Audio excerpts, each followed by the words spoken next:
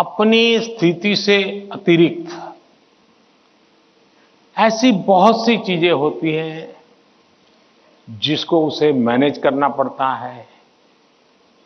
जो उसने सोचा नहीं वैसी चीजें व्यक्तिगत जीवन में भी आ जाती है, परिवार जीवन में आ जाती है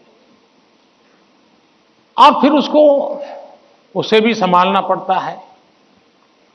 अब एक नेचर ऐसा होता है कि भाई बहुत बड़ी आंधी आई है, चलो कुछ पल बैठ जाए, निकल जाने दो। कुछ संकट आया है, नीची मुंडी करो यार, समय जाएगा। शायद ऐसे लोग जीवन में कुछ अचीव नहीं कर सकते। मेरी प्रकृति है और जो मुझे काफी उपकारक लगी है, मैं हर चुनौती को चुनौती देता हूं।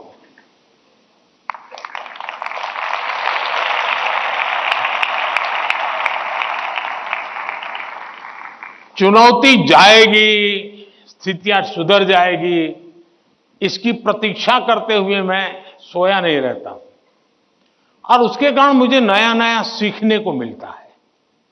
हर परिस्थिति को हैंडल करने का नया तरीका, नए प्रयोग, नई स्ट्रेटजी, ये इवॉल्व करने का सहज मेरी विधा, मेरा अपना विकास होता जाता है। दूसरा, मेरे भीतर एक बहुत बड़ा कॉन्फिडेंस है। मैं हमेशा मानता हूं कि कुछ भी है, 140 करोड़ देशवासी मेरे साथ हैं।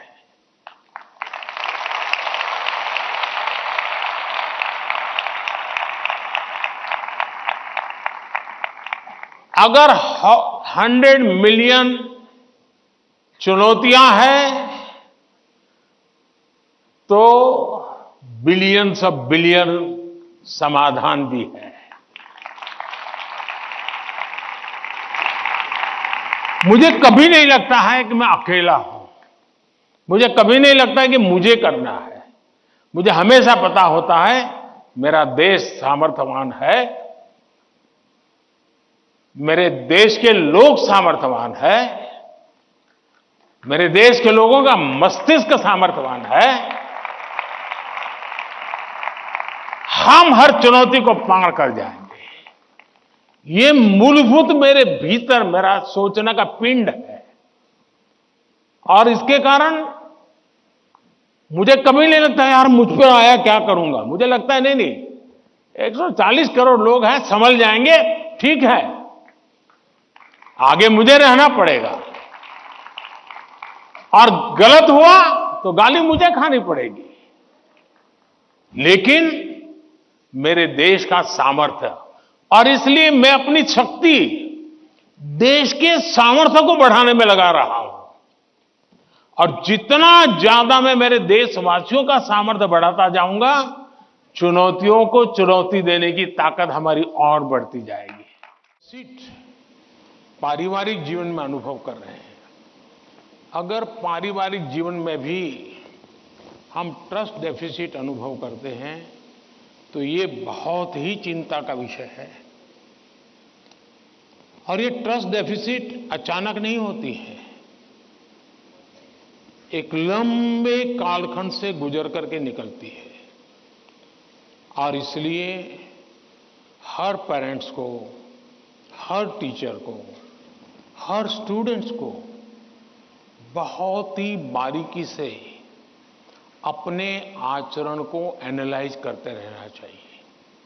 आखिरकार माँ बाप मेरी बात पे भरोसा क्यों नहीं करते? कहीं न कहीं तो ऐसी बातें हुई होगी जिसके कारण उनका ये मन बन गया होगा।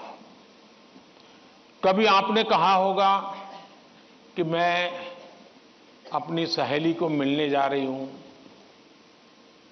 और माँ बाप ने अगर बाद में पता चला कि आप तो उस दिन उसके यहां गई नहीं थी, तो ट्रस्ट डेफिसिट शुरू हो जाते। यार उसने तो कहा तो वहां जाऊंगा, लेकिन मान लीजिए वहां गए नहीं, लेकिन आकर के कह दिया कि मैंने तय किया था उनके यहां जाऊंगा, लेकिन रास्ते में मेरा मन बदल गया तो मैं वहां चला गई थी। तो कभी भी ये ट्रस्ट डेफिसिट की स्थिति पैदा नहीं होगी।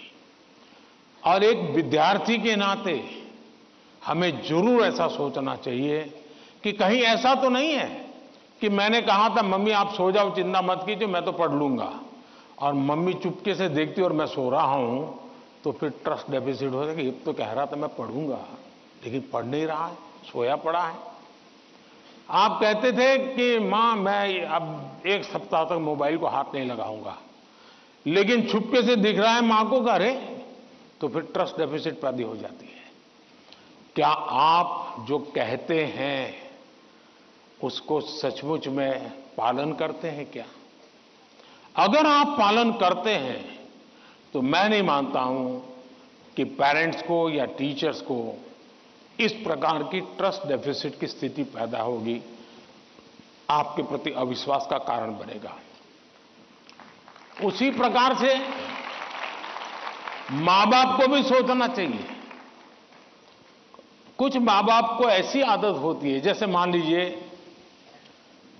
किसी मां बाप ने, मां ने बहुत बढ़िया खाना बनाया है और बेटा आया, किसी न किसी कारण से उसका खाने का मन नहीं है, लेकिन बहुत कम खाया, तो मां क्या कहेगी? जरूर कहीं खा करके आए होंगे,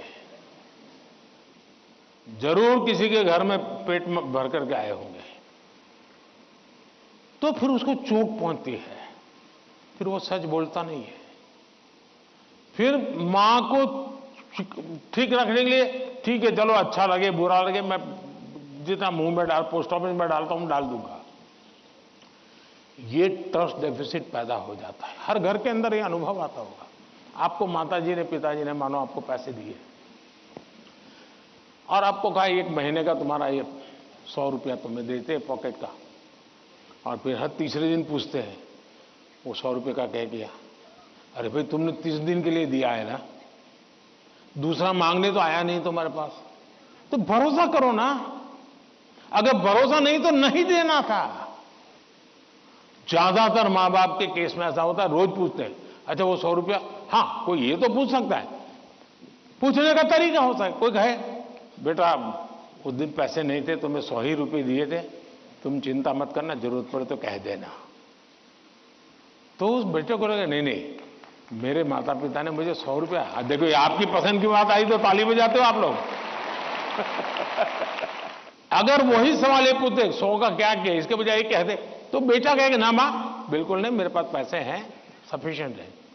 यानी हमारा एक दूसरे के बीच बात करने का तरीका कैसा है, ये चीजें सामान्य जीवन में जो अनुभव आती हैं वो फिर धीरे धीरे धीरे एजुकेशन सिस्टम के साथ रोजमर्रा की हमारी अपेक्षाएं होती है, उसके टकराव में कन्वर्ट हो जाती है। फिर कहा मार्क्स क्यों नहीं आए? बस तुम पढ़ते ही होंगे, ध्यान देते ही नहीं होंगे, क्लास में बैठते नहीं होंगे, अपने दोस्तों के साथ गप्पे मारते होंगे, हो सकता है वो पैसे हैं सिनेमा देखने चले गए होंगे, मोबाइल फोन पर रील देखते होंगे। फिर वो कुछ न कुछ कहना शुरू हो जाता है, फिर दूरी बढ़ जाती है। पहले ट्रस्ट खत्म हो जाता है, फिर दूरी बढ़ जाती है, और ये दूरी कभी कभी बच्चों को डिप्रेशन की तरफ धकेल देती है। और इसलिए मां बाप के लिए बहुत आवश्यक है। उसी प्रकार से टीचर्स ने भी बच्चों के साथ इतना खुलापन रखना चाहिए, सहज रूप से अपनी बात कह सके। अगर उसको कोई सवाल समझ में नहीं आया तो कोई टीचर हड़का देगा, तुझे कुछ समझ नहीं आने वाला तो बाकियों को, विद्यार्थियों का टाइम खराब मत करो, बैठ जाओ। कभी कभी क्या करते हैं टीचर भी, जो 4-5 होनहार बच्चे होते हैं ना, उनको वो बहुत प्रिय लगते हैं, उनसे उनका मन लग जाता है। बाकी क्लास में 20 बच्चे हैं, 30 बच्चे हैं, वो जाने उनका नसीब जाने, ये 2-4 में अपना मन लगा देते हैं, सब चीजें वाहवाही उन्हीं की करते रहते हैं, वही रिजल्ट देकर गए।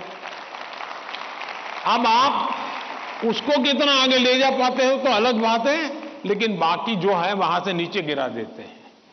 और इसलिए कृपा करके आपके लिए सभी स्टूडेंट समान होने चाहिए, सबके साथ इक्वली। हाँ, जो तेज होगा वो अपने आप में से जो अमृत है वो ले लेगा, लेकिन जिसको सबसे ज्यादा जरूरत है उसके प्रति अगर आप सिंपैथेटिक, और उसमें भी मैं मानता हूं उसके गुणों की तारीफ कीजिए। कभी एक बच्चा बिल्कुल वीक है पढ़ने में, लेकिन उसके हैंड राइटिंग अच्छे है, तो उसके सीट पे जाकर के, अरे यार क्या बढ़िया लिखते हो तुम, कितने हैंड राइटिंग तुम्हारे अच्छे हैं, क्या स्मार्टनेस है तुम्हारी। कभी ऐसा एक डल विद्यार्थी है, अरे यार तेरा कपड़ा बहुत शर्ट बहुत अच्छा है, उसके अंदर कॉन्फिडेंस बिल्डअप होगा, वो आपके साथ खुलने लग जाएगा, वो आपसे बातें करने लगेगा कि ये साहब के प्रति मेरे प्रति उनका ध्यान है। अगर ये सहज वातावरण बन जाएगा तो मैं नहीं मानता हूं कि, लेकिन ये विद्यार्थियों का भी उतना ही दायित्व है। हमें आत्मचिंतन करना चाहिए कि मेरी ऐसी कौन सी बातें थी जिसने मेरे घर के लोगों का मुझ पर से भरोसा